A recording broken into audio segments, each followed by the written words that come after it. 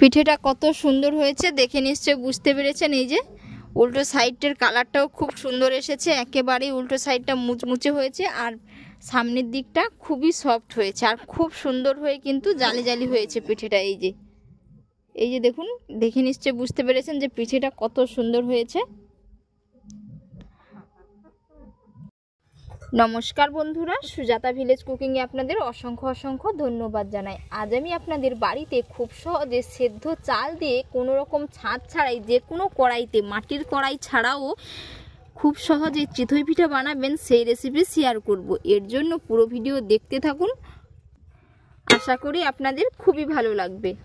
আর পিঠেটা কত সুন্দর হয়েছে, খুব সহজেই পিঠেটা উঠে যাচ্ছে। আর উল্টো সাইডটাও কেমন হয়েছে দেখিয়ে দিচ্ছি। উল্টো সাইডটা খুবই মুচমুচে হয়েছে এবং খুবই জালিদার হয়েছে পিঠেটা। আপনি যদি আমার চ্যানেলে নতুন বন্ধু হয়ে থাকেন অবশ্যই চ্যানেলটিকে লাইক, শেয়ার ও সাবস্ক্রাইব করে নেওয়ার অনুরোধ থাকলো।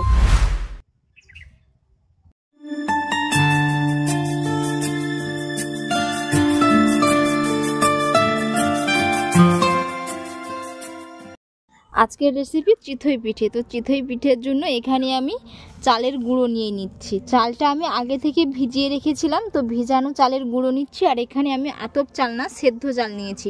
আপনারা চাইলে আতপ চালের চিতই পিঠে বানিয়ে নিতে পারেন। আর বন্ধুরা, আজকের পিঠেটা আমি কিন্তু যে কোনো কড়াইতে বানিয়ে নেব, লোহার কড়াই কিংবা মাটির কোনো হাঁড়ি ছাড়াই কিন্তু বানিয়ে নেব। এর জন্য পুরো ভিডিওটা দেখতে থাকুন, আশা করি আপনাদের খুবই ভালো লাগবে। তো এখানে আমি 2 বাটি চালের গুঁড়ো নিয়েছি। তো এবার এর মধ্যে দিয়ে দেব পরিমাণ মতো লবণ দিয়ে দিলাম। তো আপনারা চাইলে এখানে কিন্তু আতপ চালের, শুকনো চালের গুঁড়োটাও নিতে পারেন। আর বন্ধুরা, আপনারা কে কোথা থেকে রেসিপিটি দেখছেন অবশ্যই কমেন্ট করে জানাবেন এবং আজকের রেসিপি যদি আপনাদের ভালো লেগে থাকে একটি লাইক করে দেবেন। এবার আমি এটাকে মাখিয়ে নেব জল দিয়ে। আপনারা চাইলে এখানে নারকেলের কোড়াও অ্যাড করতে পারেন, এটা পুরোপুরি অপশনাল। তো এখানে আমি 1 বাটি জল নিয়েছি। বন্ধুরা, কুসুম গরম জলটা নেবেন। তো এই রকম করে একটু ভালো করে হাত দিয়ে মাখিয়ে নেব। প্রথমে 1 বাটি জল দিয়েছি, তো এই 1 বাটি জলে খুব ভালো করে হাত দিয়ে এরকম করে মাখিয়ে নেব। এরকম খুব ভালো করে হাত দিয়ে একটু মাখিয়ে নিতে হবে। তো এখানে আমি 1 বাটি জল দিয়েছি, যেহেতু এটা ভেজা চালের গুঁড়ো তো জলের পরিমাপটা অনেকটাই কম লাগবে। তো এর মধ্যে আরও হাফ বাটি মতো আমি জল মিশিয়ে নেব।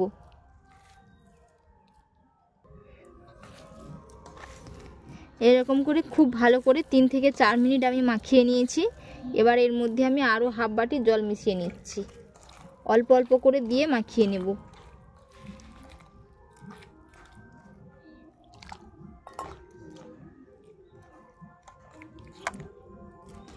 এরকমভাবে উপর থেকে তুলতে থাকবো।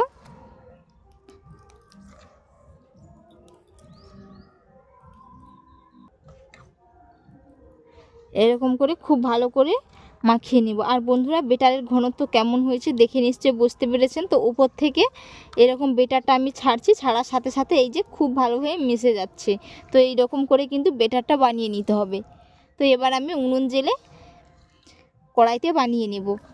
মাটির খোলা ছাড়াই কিন্তু আপনারা যে কোনো কড়াইতে বানিয়ে নিতে পারবেন। পিঠে বানানোর জন্য এদিকে আমি উনুন জেলে নিয়েছি, এবার আমি কড়াই বসিয়ে দেবো। তো বন্ধুরা, আমাদের বাড়িতে একটা খুবই পুরানো কড়াই ছিল, তো এই কড়াইটা আমি নিয়েছি, অ্যালুমিনিয়ামের কড়াই, এটাতেই আজকে বানিয়ে দেখাবো।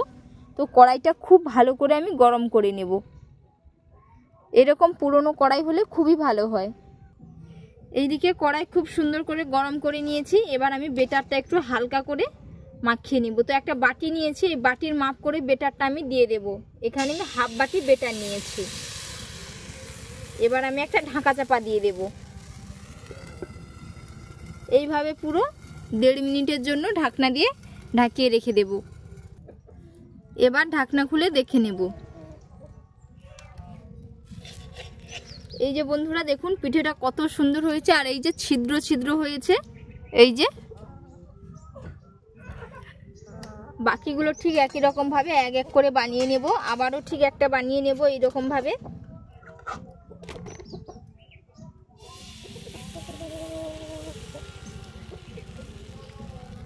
আবারও ঢাকা চাপা দিয়ে দেব। এবার আমি ঢাকনা খুলে দেখে নেব। এই যে বন্ধুরা দেখতেই পাচ্ছেন পিঠেটা কত সুন্দর হয়েছে, খুব সুন্দরভাবে উঠেও গেছে এবং উল্টো সাইডের কালারটাও আমি আপনাদের দেখাবো কেমন হয়েছে। আবারও একটা ঠিক একই রকম ভাবে বানিয়ে নেব। তো এইরকম করে এক এক করে সমস্তগুলো আমি বানিয়ে নেব।